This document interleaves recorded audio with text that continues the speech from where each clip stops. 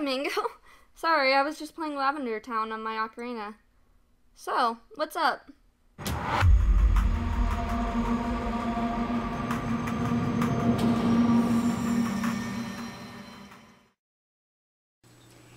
Hello, everybody, and welcome to the Spring Break Spooktacular.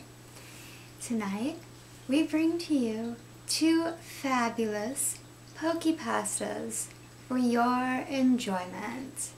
So, for the first one, snuggle up in your blanket and get ready for some beautiful, crazy story.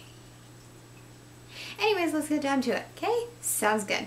The first one that we're going to read to you is called It Wasn't Lavender Town.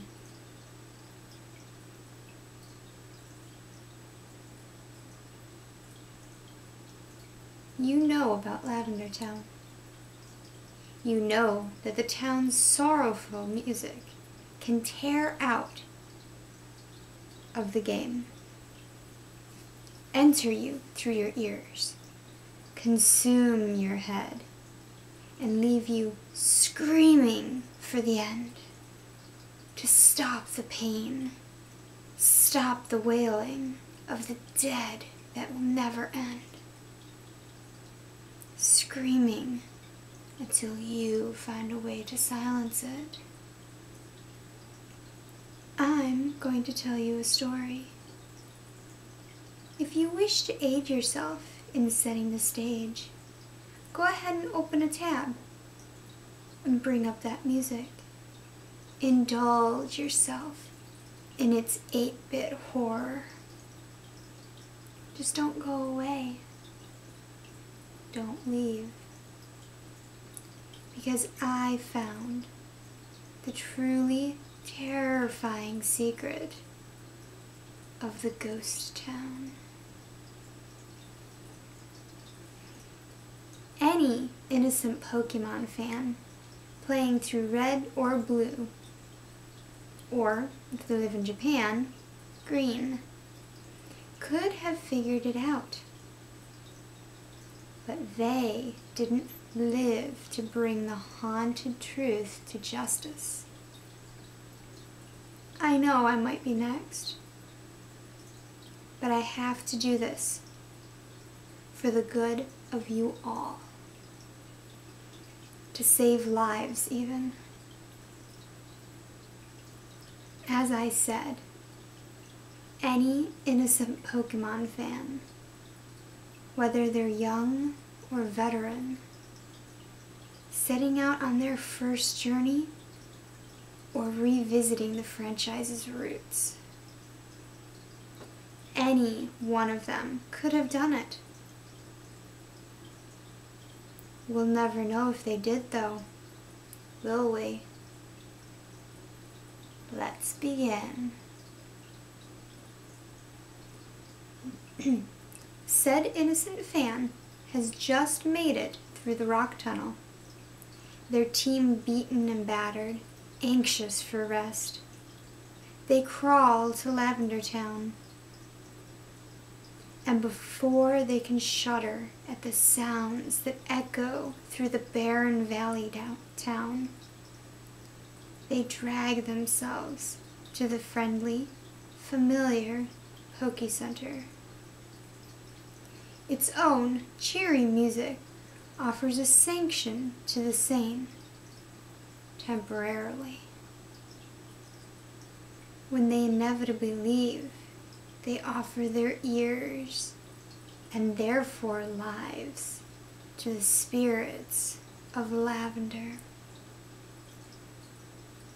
And there it stands, nestled away in plain sight. It grins, knowing that soon its hungry, growling voices will be fed by the tender souls of the pure. And its watchful eyes observe, and the starving gray faces swoop almost too close as the victim is unknowingly warned by a young child. That white hand on your shoulder. I'm just imagining it. But no. You mustn't leave. It beckons to you. The boy, blissfully ignorant, leaves the town, and the anxious spectators sink back into their solitude and depression. But they know, inevitably, irrevocably, that their prey shall return, and they smile, full of malicious, sadistic hunger. And soon they can feel the return of the trainer's innocent presence. Yes, the boy moves closer, closer upon the maw of the secret. The wailing chorus of that town's song rising in a crescendo as the unknowing Pokemon fan steps inside. And they begin their song, shrieking like the brutal death of a banshee, a lost soul waiting for its pitiful death. It gets louder and louder and never stops its song. It continues until the screeching worms its way inside of you and hooks painfully into your brain and begins leeching off of your life. The high-pitched chorus gives a wicked grin. Their prey has no escape now. The clueless child, or even seasoned Pokemon fan, still doesn't know, doesn't understand. I'm starting to get weak. I'm halfway through this stupid place, and for some reason, I'm not getting attacked by any wild Pokemon. I swear my character is walking progressively slower. The music is starting to get louder. It's beginning to give me a headache, but it makes me feel so twisted and vicious. And for some reason, I don't mind. A huge shiver racks my spine, and I shake from it. I'm starting to feel chilly. My shadow, it's getting longer. The ghosts, the haunted inhabitants of this horrible place, begin their drain. If they're lucky, their victim will be gone before they understand. Sometimes they do understand. Sometimes it all clicks.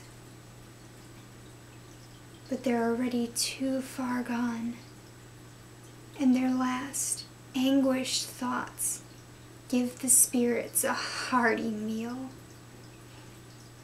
Never has one finally uncovered the secret before they were truly doomed. My sides hurt, and it's getting hard to breathe.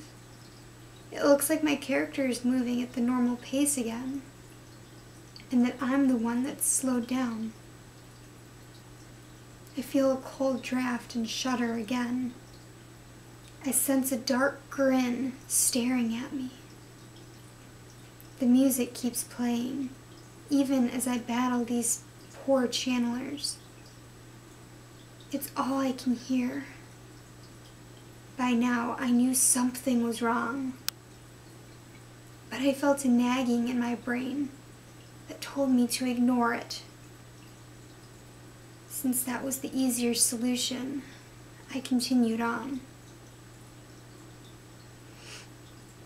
The ghost's wicked laughter makes up the chorus. The singing of the dying banshee, the screams of the dead Pokemon, their wrath, their vengeance, their misery poured out into one awful serenade with one message: to join them in death. I reached the final floor. Still no wild Pokemon. Thinking back, somehow I'm shocked I never saw it before. Those who had died, they were all in Lavender Town. They were trying to leave, trying to get out of the real culprit's grasp, but they never made it. I stood on the final floor of the Pokemon Tower, alone in my room and in the dark. It's sometime past midnight, and my head is pulsing with pain, and I'm shaking from the cold. I wanted to go take some pills for my headache, but that would mean leaving my tiny, safe sanctuary. I pulled my soft blanket closer and tighter around me, trying to get warm. And I'm almost quivering too badly to press the buttons on my Game Boy SP. It's still getting louder. Not break your eardrums loud. Loud in the sense that I heard. No. I felt the music coming from everywhere. There were low, deep whispers coming from it. And I went pale in fear. I make my way through the simple maze of the floor, and before I reach the staircase, it's too much. I'm so dizzy, and I didn't notice it until now. I'm not just shaking from the cold.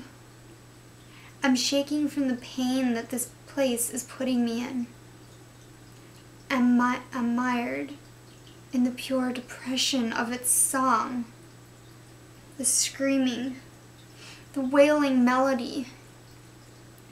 It won't stop, and I don't think I'll try and make it, because I'm too weak. Why? Why am I so weak? The hungry, evil spirits laugh, cackle, and crow. Too loud, taunting, teasing, belittling. They are the loyal servants of the tower, stealing, always stripping their victims of sanity to feed their entity. The soul of the Pokemon Tower. It was the tower. And I know. My game suddenly freezes. I can't move anywhere, but the tower's music continues perfectly. From everywhere around me. I curl into a ball, shaking and crying, pleading for the end, begging for the insanity to stop. The whispers grow to rumbling, and I can almost make out the words. I can't think right. Everything is getting foggy and murky, and I screw my eyes shut. And there they are. There they are, and they're killing me, and everything becomes a cold, black, the sound rising until it's the only thing that I can comprehend. It wasn't Lavender Town. It wasn't Lavender Town. It wasn't Lavender Town. It wasn't Lavender Town.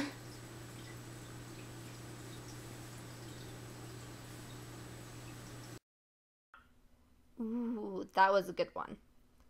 But I have one too. And it is Pokemon Lost Silver. You see, I'm a simple college student living alone in an apartment. I was very enthusiastic about the release of Pokemon Heart Gold and Soul Silver here in the States. I have purposely locked myself out of all media and the internet aside from school purposes. That means no 4chan, no V, no Bulbapedia, etc.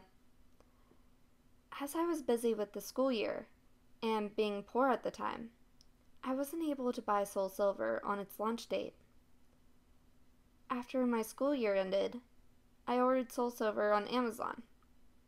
However, it would take a week for it to arrive. I decided that during that time, I would replay my Crystal version on my Game Boy Color. However, I realized that long ago, my mother threw it away because I told her the save went dead. And I was very upset about it then. She also threw away my silver version, so all I had was my Game Boy Color. As such, I set out to GameStop and bought a used silver version, as it was the only Pokemon game left that they had for the Game Boy Color. $10, fairly cheap.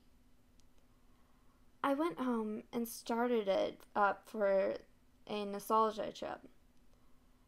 However, that's where things started getting bizarre. And most likely the reason why you read this. The Game Freak logo started up as normal, but it just froze there. I thought the card was just erroring or something, so I turned it off and on.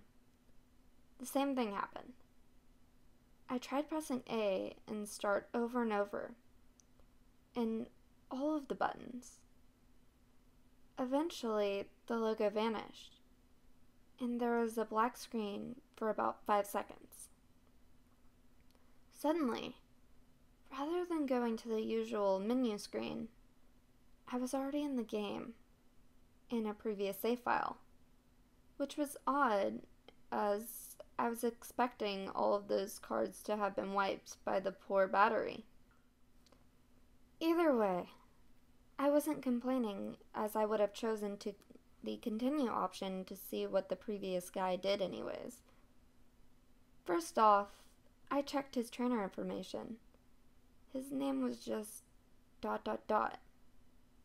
didn't have much originality.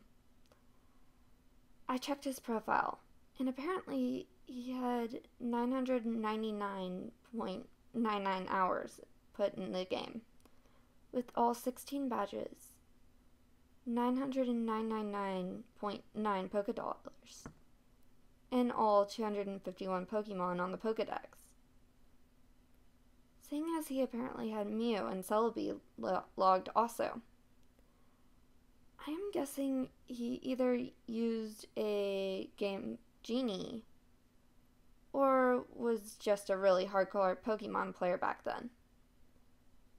I checked his Pokemon to see what badass team he had.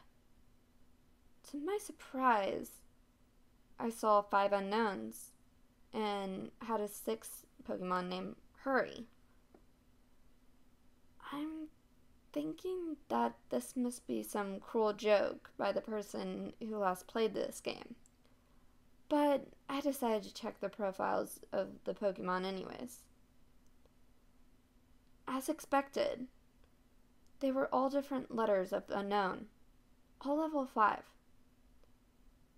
I was a bit shaky with my unknown alphabet at the time, but I identified the word spelled out leave. As for the sixth Pokemon, it turned out to be a Cyndaquil. Mind you, this is before there were individualized Pokemon icons. The Cyndaquil looked normal, but it was a level 5 with only 1 hit point left. With only 2 attacks, Leer and Flash. I don't know why they named him Hurry, but at the time, I just disregarded it. The most eerie thing was that, despite my volume being at max, none of the Pokemon had said their usual cries. Just pure silence. Having enough of the team, I closed it. I was parked at what appears to be a room inside the Bellsprout Tower. However, for some reason, there was no non-playable characters around. Even more eerie was that the pillar in the middle didn't move at all, as if it was just leaning on its side. There was no music at all, and there was no exit or ladder. Or at least I thought there wasn't. I walked around for a few minutes, but can't seem to find a way out. This was certainly not a room I've seen in the Bellsprout Tower before. I tried checking my items for an escape rope, but the bag was completely empty. There wasn't any wild Pokemon either. Finally, I managed to find a ladder, which turned out to be behind the pillar. The screen turned black, and the music finally started playing. I had a sudden chill, as I recognized the melody I heard to be the theme you hear when you listen to the radio at the Alph Ruins, where the Unknown are at. I immediately realized that it wasn't a loading transition, but rather I was in a dark room and would need flash.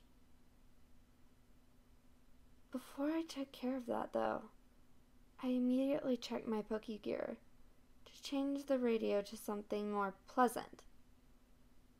But it turns out that there was no radio card, or even a phone, nor time cards.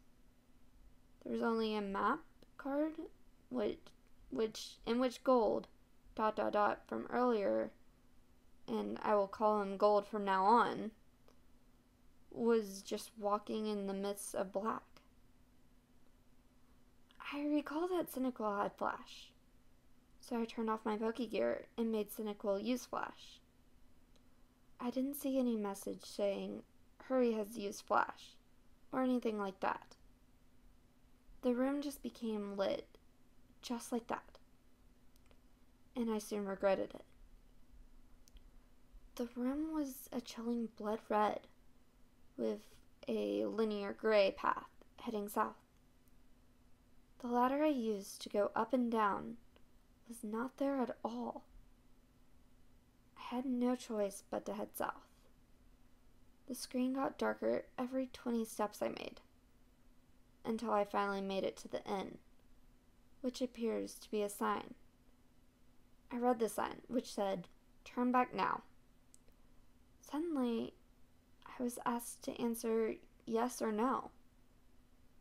But there's no question asked.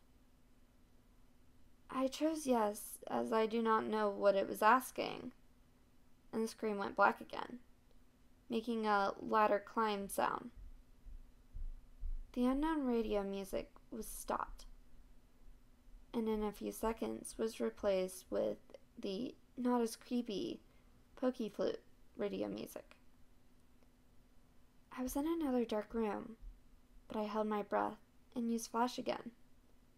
Suddenly, it said, "Hurry has fainted," which was odd since I recall that there's no status conditions like poison on him, and I clearly wasn't in a battle. I checked my Pokemon quickly, and suddenly, he's no longer in my party. In fact, after a bit of investigation, none of my Pokemon are there, but instead are all replaced with level 10 unknown. I did the same thing as before and sped out the unknown. My then team of unknown spelled headed. Either way, after that creepy change, the room was lit to reveal myself in a very small room that appears to be only 4 squares big. The walls of that room were gray bricks, as if I was inside something that was hollowed out. Outside that room appears to be a bunch of grays, similar to the ones in Pokemon Red and Blue. I've walked around that small room and pressed A, but nothing happened. I've already concluded that this was clearly a hacked game, and some sadistic fuck sold it to GameStop. However, my curiosity kept me going. I checked the trainer profile of ... again. Only to find out that the sprite of gold was missing his arms. He also appears to be less smug, but rather seems more sad and empty in a way that I do not know how to describe. For some reason, it also now said that he has 24 badges, which was clearly impossible. After a few minutes of aimlessly wondering, my character suddenly spun and did the escape rope spinning animation. Instead of flying up, though, my character spun downwards slowly, as if sinking. After that screen, the music stopped. After finally landing, the overworld sprite of gold is colored differently now. Instead of the usual red color he dons, he appears completely white now, including his skin. It's as if he came straight from the colorless Game Boy games, placed into a colored background of the Game Boy Color. I checked his profile, and now he is as white as his overworld sprite. He has lost his leg and has what appears to be bloody tears from his eyes. It also says he now has 32 badges, which now starts to disturb me, as this change of number seems to represent something important. I also checked my Pokemon,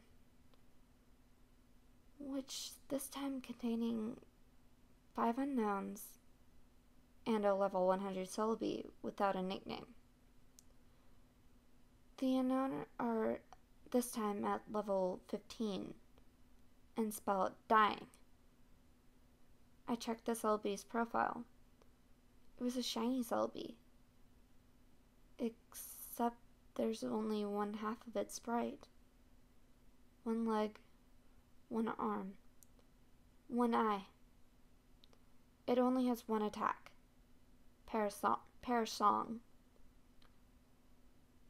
The area I was in itself was the Sprout Tower, with the immobile pillar as before. Except everything is apparently red now. I walked north for what felt like forever. Eventually, I finally encountered some generic men and women, non-playable characters. They were all lined up to the side, just facing the long slantish pillar in the middle. They were also white, and nothing happens when I try to speak to them. I kept going north until eventually the pillar finally appears chopped off, with a transparent red in that spot. I went up to Red, and without even pressing A, I was suddenly engaged, and finally, in a battle. The music started again, which it sounds like the unknown radio music again, but played backwards. Gold's battle back sprite matched his front one with the bloody eyes, white skin, and lack of arms, while Red sprite was the same as before in GSC, except transparent. The text simply said, "Wants to battle," as if he has no name, and both of us only have one Pokemon each, which is weird as I swore I had 6 with the unknowns. My shiny Celebi came out, conveniently with half a sprite from the back sprite also. The shiny noise and animation was different, as the sounds it made sounded like multiple screech attacks used consecutively. Red sent out a seemingly normal male Pikachu, except he's level 255, and his sprite seems sad and has tears in his eyes. Rather than the usual fight item Pokemon Run menu, I was only given the option to use the attacks. Since Celebi only has one, I chose it. Naturally, since Pikachu was level 255, he went first. Pikachu used Curse, lowering his speed and increasing his other statuses. I'm not even sure if Pikachu could use Curse. Celebi used Parasong. In 3 turns, both Pokemon got KO'd. Not like I have a choice. At this point, it didn't even go back to the fight menu, as the battle just continued without me.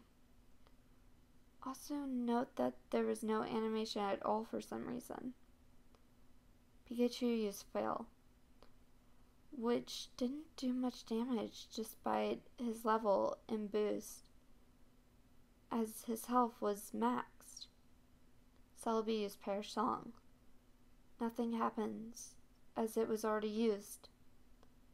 Pikachu used Frustration, which did a shit ton of damage, knocking Celebi down to less than 10 HP. Celebi used Pain Split, which surprised me as Celebi didn't even have that attack in the first place. Now, Celebi and Pikachu had about 150 HP. Pikachu used Mean Look. Not like that did anything. As expected, due to the effects of Perish Song, my Celebi fainted. Except in the text, it said, "Celebi has died." And instead of the ordinary drop off screen animation, the Celebi back sprite just vanished. For some reason, the Pikachu was still up even with Perish Song, and it didn't count as my loss. Pikachu used one more different attack beyond the 5 attack limit. Pikachu used Destiny Bond. Afterwards, it said, "Pikachu has died." With the slow fade out animation, apparently I was the winner, as transparent Red sprite showed up and said, ... At that point, I just freaked out, as that transparent Red sprite was suddenly beheaded, leaving nothing but his transparent body. The battle then ended, that point and faded out along with the music. I'm back in the overworld with another change to the gold sprite. He is now as transparent as Red's overworld sprite. I quickly check Gold's profile, where this time the only thing that remains of him is his head, with transparent skin. His head was zoomed in a bit, showing a black void in his eyes. It now started that he now has 40 badges. I then backed out and checked my Pokemon. They were all level 20 shiny unknown, which when spelled out read, no more. I was at what I now know is next to the end. There was apparently no music playing, but for some reason I still felt like something was there that could be heard. I was back in my room in New Barktown. Maybe finally I get to play this game properly. But who am I kidding? I knew that sadistic fuck must have done something. I walked around my room to interact with things, as I'm a bit afraid to go down the stairs to see what was awaiting down there. No, I said walked, as while the background was moving, Gold was not moving his transparent limbs at all while doing so. So, just floating like those ghosts you see in Diamond Pearl. As expected, the radio, computer, and TV did not work, so I had no choice but to go down the stairs. I ended up in the same lower level room of my house. Everything appears to be normal, except Mom isn't home. After failing to interact with anything in this room, I decided to go outside. To my surprise, the door leading outside at the south didn't work, and instead, I just walked straight through the void.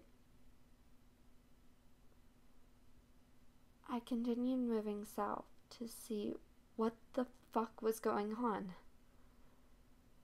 My house vanished as I head south into the void. It was creepy as when I entered the void, the outline of Gold's transparent sprite turned white to contrast with the black pitch black. Eventually, I reached a white area, and Gold's sprite turned black and transparent again. I continued south without thinking of stopping it at all. After a long trek south, I finally encountered something. It was Gold's regular sprite. I talked to it. He said, "Goodbye forever." Notably, with a space in between the forever and the ... and vanished. As that happened, it said, ? Use nightmare. Which at that point, I would not deny that being possible. Gold did another escape rope animation spinning, slowly downward, like before. I'm now back into that small hollowed out room surrounded by graves earlier. Or at least I say I was back there, as there was no sprite anymore. I tried to walk around, but nothing moved. Not even while bumping noises. I checked my trainer profile with absolutely no gold sprite left. It said I had 0 badges, and all the pictures of Johto gym leaders at the bottom were replaced with skulls. I checked my Pokemon, which were all level 25 unknown. As expected, it spelled out a phrase that I dared to read. I'm dead. As soon as I went back to the overworld, the room I supposedly was in was covered with the same blocks as the walls. I then figured out what exactly that room was when the final text was said, R.I.P. The room was a big grave, surrounded by other graves. Gold has already been dead. He died presumably a few years after he defeated Red. He was a young trainer who, despite his efforts in collecting so many badges and attempts at becoming a Pokemon Master, was still unable to avoid the inevitable fate of death. And his efforts were eventually forgotten by the next generation. I was unable to escape from that text no matter what I pressed. I tried resetting the game, and the same thing happened. At which I then finally decided to give up on that horrible nightmare. After that experience, I will never look at the gimmick unknown the same way again. They say that only the first generation have folk tales and legends, but the second generation have shown me how unpleasant the truth can be. I eventually enjoyed Soul Silver immensely, but I still can't unthink what that rigged game has told me. And that was Soul Silver.